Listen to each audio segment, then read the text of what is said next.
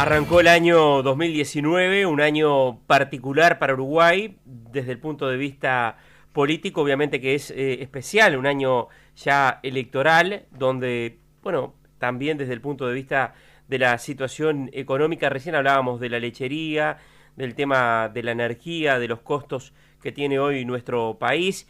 Eso en lo interno, el déficit fiscal, el tema tipo de cambio, entre otros elementos.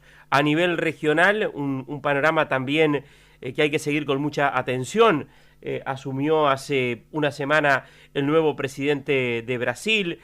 Continúa también Argentina en un contexto bastante particular. A nivel internacional, el tema Estados Unidos, China, entre otros elementos. Vamos a conversar a continuación con el ingeniero Luis Romero, que como ustedes saben lo hemos convocado en muchas oportunidades aquí en el programa, es conocido por todos ustedes, es especialista en temas vinculados al aspecto económico. Nos parecía interesante conversar con él en el arranque del año de cómo se ve las perspectivas, sobre todo para Uruguay en este contexto tan particular en lo interno, en lo regional, a nivel internacional. Luis, buenos días, el gusto de recibirte y el deseo de que hayas comenzado muy bien este 2019. ¿Cómo estás viendo este arranque del año para nuestro país y particularmente para los agronegocios? ¿Qué tal? Buenos días. Muy buenos días, Martín, y saludos a la audiencia. Como tú decís, este año que se empieza es un año bien atípico, con muchas incertidumbres, un año que se va a presentar lamentablemente muy difícil. No hay ningún elemento que permita ser francamente optimista para este año que viene, porque si empezamos a repasar, digamos, la situación desde lo más lejano a lo más cercano, el mundo está temblando, digamos, por varios motivos. El conflicto entre China y Estados Unidos, que es una guerra fría, que ya no es tan fría, está preocupando a todos, y la volatilidad de los mercados viene justamente por el poder destructivo de esas acciones y esas contraacciones que cada país se ve obligado a hacer por la gestión del otro. A su vez, en Europa la cuestión está bien difícil. El Brexit, o sea, la salida de Inglaterra de adentro de la Comunidad Europea, se está procesando mal y no se sabe bien cómo se va a lograr una salida en paz. Tenemos a Italia desafiando a la Comunidad Europea con un nivel de déficit y de deuda por encima de lo aceptable y complicándose. Tenemos a Alemania abandonando el liderazgo que siempre tuvo, y Angela Merkel, que fue un ancla para el sistema europeo, saliendo de la escena política. Tenemos a Francia, que era la otra ancla de la Europa entera, muy complicada, Macron fracasando, enfrentado a los chalecos amarillos, que fue una reacción imprevista pero violentísima, que ha complicado su gestión y que la ha trabado mucho, con las derechas, las extremas derechas, ganando posiciones en Europa en todos los países.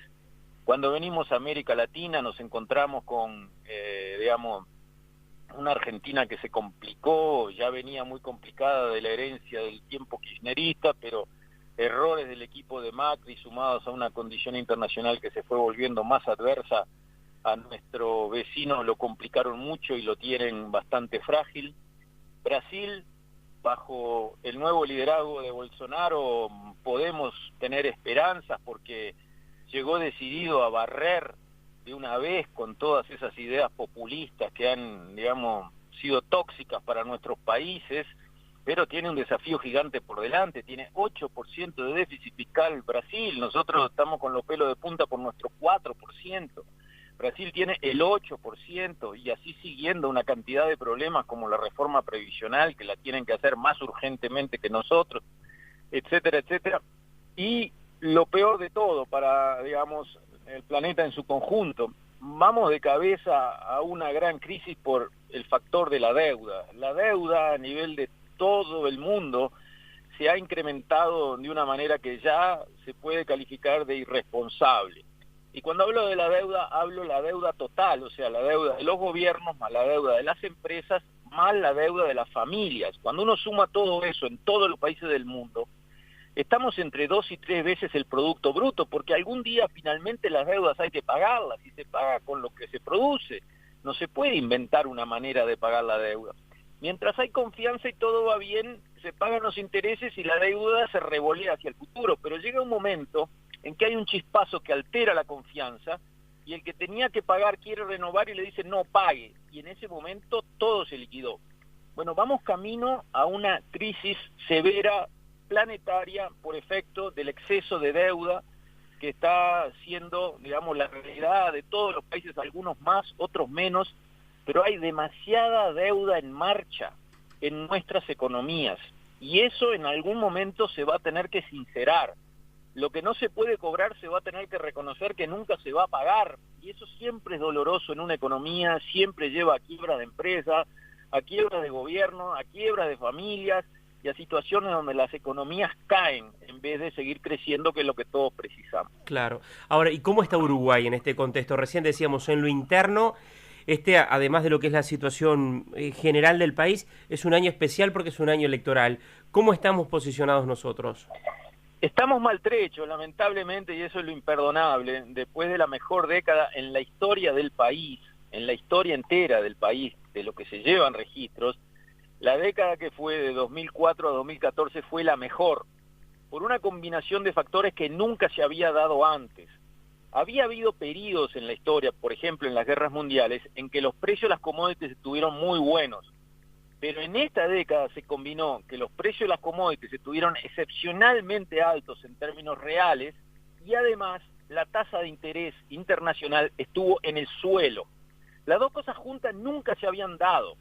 Y que la tasa de interés estuviera en el suelo nos ayudó de dos maneras. Por un lado, nos alivió la carga de nuestro servicio de deuda, porque una cosa es pagar la deuda con una tasa de 2 y otra cosa es pagar la deuda con una tasa de 6, por ejemplo.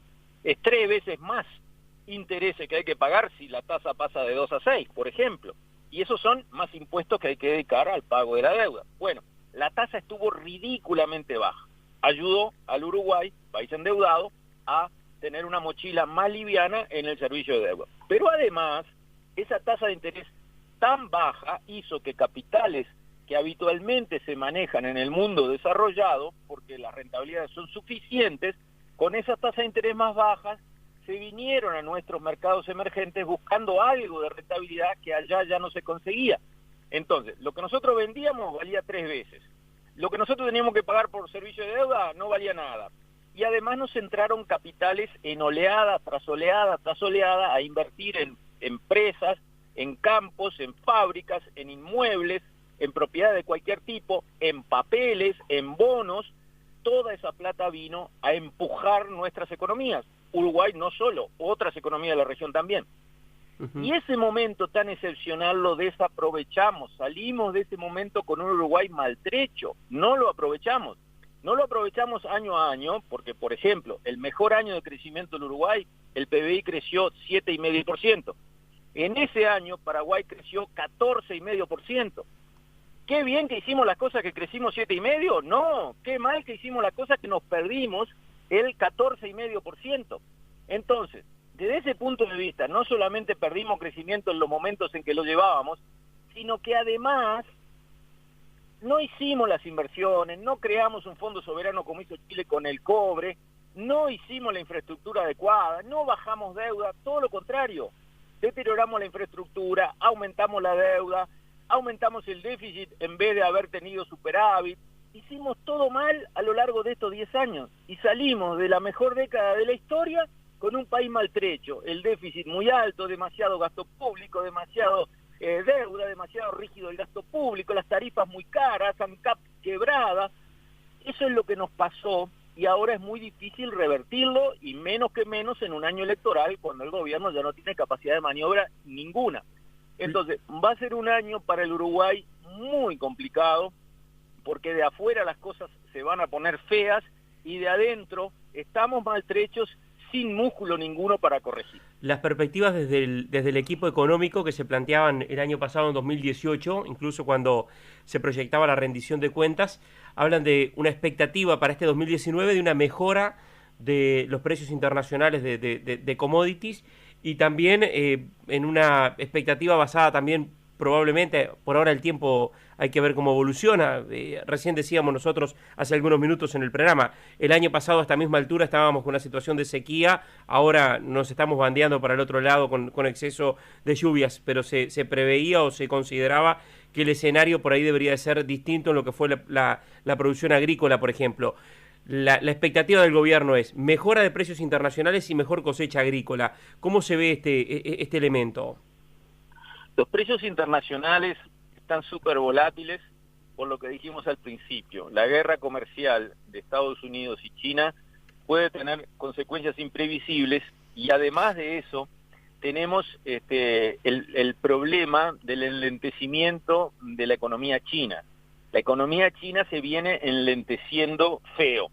Ellos necesitan crecer a tasas chinas para poder mantener el sistema político que tienen.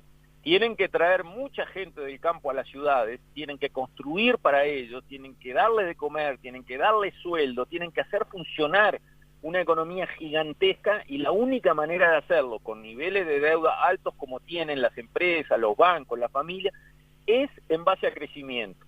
Eso está tecleando. A eso se suma que en Estados Unidos la reacción de la Reserva Federal, que había visto que la economía americana venía muy sólida, que el plan fiscal de Trump está dando buenos resultados por crecimiento de las empresas, empezó a subir la tasa de interés y subir y subir y subir. El propio presidente Trump empezó, cosa inédita, a criticar al presidente de la Reserva Federal, que allá sí que es independiente, y hasta amenazar con destituirlo, cosa nunca vista en la historia, porque esas subas de la tasa de interés, pasadas y anunciadas severas hacia el futuro, estaba poniendo mucha inestabilidad en los mercados en un momento del mundo que está difícil, que está complicado. Bueno, ahora parece que la Reserva Federal está reculando en chancleta, no sé si por la presión de Trump o porque se dieron cuenta que estaban complicando las cosas, las bolsas cayeron, hubo señales por todos lados de que la mano no venía tan fácil, no se podían encandilar solo con que estaba la economía americana creando muchos empleos y nada más. Eso era una parte de la historia, pero había toda otra parte de la historia, que es todo esto que viene, que es igual o más importante que la solidez de creación de empleo de la economía americana. Entonces, es muy discutible que tengamos perspectivas de precios muy buenos de las commodities en el 2019. Es más, el petróleo, por ejemplo, que es una commodity, ha bajado sustancialmente sus precios. ¿Y por qué? Y bajó por un tema de demanda, porque las economías, al estar más débiles, están demandando menos petróleo, y por eso bajó de 80 y pico a 50 y pico, bajó un montón. Bueno, eso nuestros competidores, los productores agrícolas del resto del mundo, lo aprovechan en el mismo día en que baja el petróleo. Sí, ayer YPF en Argentina anunció una baja en el precio del combustible.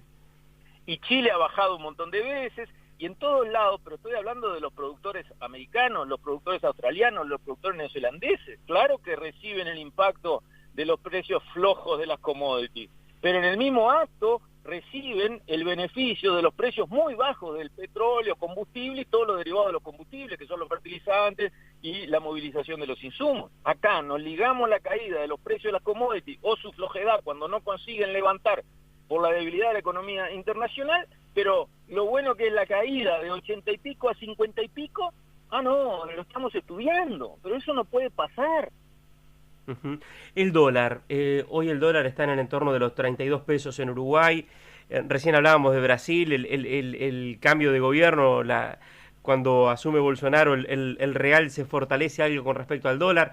Está también la situación en Argentina. El dólar en Uruguay con respecto a la región, ¿cómo está viendo este elemento y cómo ve el dólar hacia adelante? ¿Qué perspectivas tiene? También pensando en lo que recién decía de la Reserva Federal. Bueno, hay un viejo dicho entre los economistas que dicen: los que saben no pronostican y los que pronostican no saben. Es muy difícil pronosticar lo que va a pasar en esas variables tan sensibles a toda una constelación de efectos que giran en torno a ellos. Lo que podemos decir con solidez técnica es que el dólar en Uruguay todavía está atrasado. 32 pesos no es el equilibrio. El dólar tendría que valer más en el Uruguay. Eso es así. ¿Cómo conseguirlo? ¿Se podrá conseguir? ¿El gobierno querrá que se consiga? Bueno, ahí entramos en otro terreno. La verdad es que venía una tendencia a un dólar fuerte en el mundo, por lo que hablamos de la subida fuerte de las tasas de interés. Obviamente una moneda que paga más una tasa de interés se fortalece contra otra moneda. Una moneda que paga menos tasa de interés se debilita contra otras. Entonces, la tendencia de la Fed, anunciada y cumplida, de levantar y levantar y levantar la tasa de interés, provocó una fortaleza del dólar que en todos lados se mostró. No fue el Uruguay que consiguió subir el dólar porque al fin el gobierno entendió que teníamos un dólar atrasado. No fue eso lo que pasó. Lo que pasó es que subió en todos lados. Bueno, esa tendencia fuerte a la suba en este año tan complicado por todo lo que venimos hablando se atenúa. Ya no está claro de que el dólar se va a seguir fortaleciendo contra todas las monedas en el año que viene. Eso no está claro. Estuvo claro antes y pasó, ahora no está claro, estamos en duda sobre lo que pasará. Al Uruguay le vendría muy bien que el dólar se moviera. Estamos caros contra todos. Pregúntenle a los argentinos y los brasileros que todavía se animan a venir a veranear acá, se arrancan los pelos. No pueden creer lo que cuestan las cosas en el Uruguay. Pregúntenle a cualquier uruguayo que haya viajado al mundo, a Estados Unidos, a Europa, no les cuento a Asia, donde es todo regalado, no les cuento a África, a cualquier lado, a ver cómo estamos. Somos de los países más caros del mundo, pero para comer un churrasco, que antes era lo que nos quedaba barato, no más. Entonces, desde ese punto de vista, la manera de arreglar eso rápido es con un dólar más alto para bajar los costos en dólares del país. Si podrá pasar o no podrá pasar, gran incógnita, yo no creo que haya nadie que la pueda contestar con solidez. Uh-huh. Un año entonces, el que arranca con pocas perspectivas de cambio y un contexto con cierta amenaza, podríamos decir, para ser hasta cauteloso con respecto al término. Y sí, Martín, es un año donde los inversores que apuestan la plata propia, porque mucha gente habla, los inversores son los únicos que ponen la billetera arriba de la mesa. Y entonces yo les tengo un gran respeto. Y ellos no son bobos, son jugadores de ajedrez. Miran esta jugada y la próxima y la próxima y la próxima. Entonces, los inversores este año se van a retirar, nadie va a invertir un peso en el 2019 en Uruguay. Y eso para una economía es una sangría espantosa. No hay forma de generar nuevos empleos, no hay forma de aumentar la recaudación de impuestos, no hay forma de que la economía camine bien. Nosotros no podemos reactivar la economía uruguaya a través del consumo otra vez. El consumo es lo que ha hecho que el PBI del Uruguay, en vez de caer, se mantenga en un número bajito pero todavía positivo. Es el consumo nada más, el consumo del Estado y el consumo de los privados. Pero nada más, digamos, tiene que venir una reactivación seria, sólida, por el lado de las inversiones y de las exportaciones. Eso es lo que necesitamos. Eso no hay chance en el 2019. Ojalá que para el siguiente gobierno en el 2020 la condición internacional esté un poco mejor y venga un gobierno que haga lo que tiene que hacer. Este país está prendido con alfileres.